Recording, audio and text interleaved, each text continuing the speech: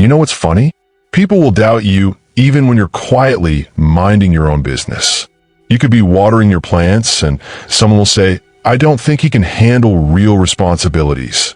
And yet, Marcus Aurelius, one of the greatest Stoics, said, "Be indifferent to what makes no difference." Doubt from others is exactly that. It makes no difference. If you've ever felt underestimated, ignored, or secretly laughed at, you're not alone. Most people panic when they're doubted. They try to prove themselves instantly, talk too much, defend every action. But the Stoic path is different. In fact, being doubted is an advantage if you know how to handle it in silence. Before we break this down, make sure to like this video and subscribe so you don't miss more deep and practical Stoic insights. Let's talk about how to turn their doubt into your power. Number 1, the nature of doubt. Doubt from others is not really about you. It's about them.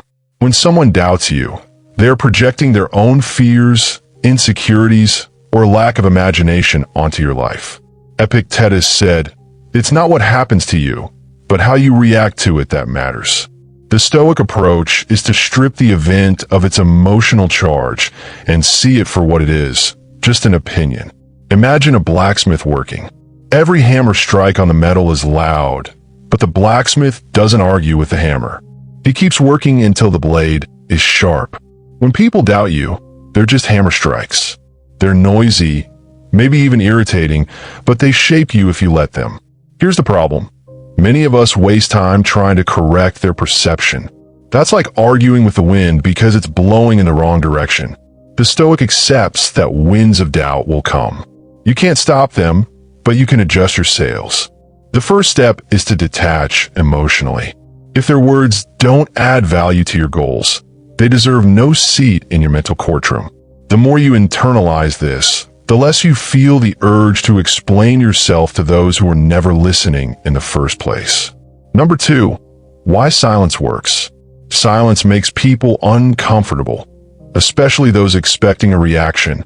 When you don't defend yourself against doubt, you create an air of mystery, and mystery often leads to respect. People start to wonder what you know that they don't. The Stoics understood the strategic power of restraint. Seneca said, "Silence is a lesson learned from the many sufferings of life." When you choose not to speak, you're not losing. You're conserving energy, avoiding traps, and letting your actions speak louder than words ever could. Think of it this way. If someone says you can't do something and you start arguing back, you've already shifted focus from doing the thing to convincing them you can. You've turned energy meant for action into energy wasted on debate. The Stoic keeps the focus on action, not chatter. Of course, silence doesn't mean weakness. It's controlled strength.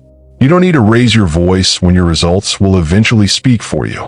Silence is like a seed in the soil, quiet, invisible, and underestimated until it breaks through the ground. Number 3, using doubt as motivation.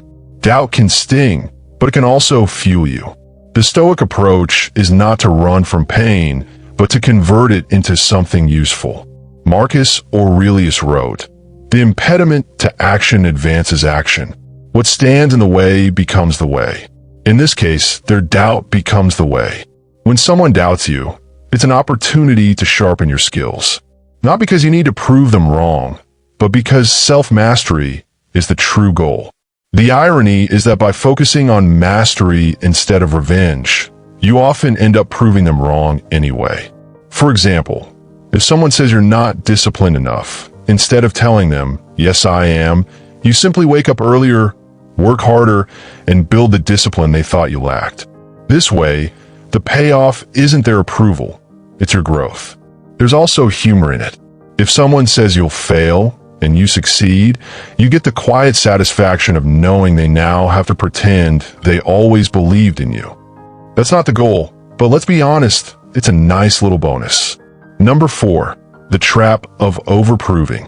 One of the easiest ways to lose power is to constantly try to prove yourself to doubters.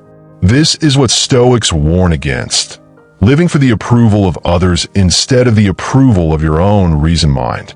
When you try too hard to prove someone wrong, you subtly hand them control. You make their doubt the central focus of your actions. And if they decide to move the goalpost, you'll be stuck chasing endless validation. This is a psychological trap.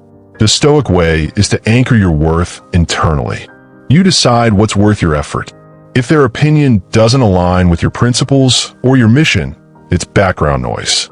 Imagine a surgeon stopping in the middle of an operation to argue with someone in the waiting room. That's how ridiculous it is to pause your work to argue with doubters. Sometimes the most powerful move you can make is to let their words hang in the air unanswered. In that silence, you take the higher ground. You show that your self-worth isn't up for negotiation. Number 5, turning silence into a statement. Silence is not just the absence of words, it's a language. When someone doubts you and you don't respond, it says, "I'm too focused on my path to waste time here." That's a statement of power without a single word spoken. Over time, people start to notice. They see you moving forward without reacting to noise, and it forces them to rethink their judgment. Even if they never admit it, they adjust how they see you. This quiet transformation is one of the greatest advantages of Stoic silence. Your silence also teaches others how to treat you. If you constantly defend yourself, they'll keep poking. If you don't engage, they eventually stop wasting their time. The beauty is, you've maintained your peace without losing your dignity. In the end, let them doubt you. Let them whisper, question, and underestimate. Your silence is not weakness. It's the calm before undeniable proof. Because when the results come, they won't just hear them, they'll feel them. Number 6, understanding the psychology of doubters. Most people who doubt you are not doing it from a place of deep analysis. They're doing it from habit, insecurity, or projection. They might have failed at something similar and now see the world through a lens of impossibility. In Stoicism, this is called judgment based on impressions. They judge you not for who you are, but for how they feel about themselves. When you understand this, doubt becomes less personal. It's like a weather forecast. You wouldn't get angry at the rain for being wet. You just grab an umbrella and move on.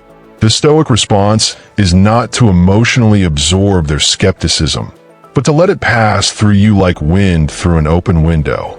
There's also a strange comfort in knowing their doubt is more about their limitations than yours. Their words say more about the prison they live in than the path you're walking. You can either join them in that cell or keep walking toward the door. And here's the ironic part. When you succeed despite their doubt, they might claim they always knew you could do it. At that point, you don't even need to correct them. Just smile. That's the Stoic's private victory. Number 7, the strength of patience. Silence by itself is powerful, but silence combined with patience is unstoppable. The Stoics viewed patience as a form of strength because it allows you to wait without frustration and act without haste. The doubters may expect quick results from you, so they can decide whether they were right or wrong. But you're not playing their game, you're playing the long game. Patience removes desperation from your actions. You don't need to rush to prove anything. You know that steady, consistent work will build something far more convincing than an emotional reaction ever could. Like a tree growing, your progress is slow at first, invisible even, but eventually undeniable. The beauty of patience is that it frustrates the impatient. While they want drama now, you're quietly building something they can't see yet. By the time they realize your strength, it's too late for them to deny it. Patience in the Stoic sense is not passive, it's strategic. You're not standing still. You're moving forward with discipline, refusing to be pulled into someone else's rush timeline. That alone is a form of quiet domination. Number 8, protecting your energy. Your energy is a finite resource. Every conversation, argument, or explanation you give to a doubter is energy that could have gone toward building your vision. The Stoics valued economy of effort. They didn't waste their strength on what didn't matter. Think of your energy like water in a container. If you keep pouring it into the cracks of someone's disbelief, you'll have nothing left for your own growth. Doubters will always take more than they give because they're not looking for truth, they're looking for an ego boost. When you stay silent, you close the leak. Your focus stays where it belongs, on your work, your growth, your principles. And that's when your actions start speaking with a force no argument could match. There's a hidden benefit too. Protecting your energy makes you more peaceful. And peace is intimidating to people who thrive on chaos. Sometimes, the best way to win against a doubter is to remain completely unbothered.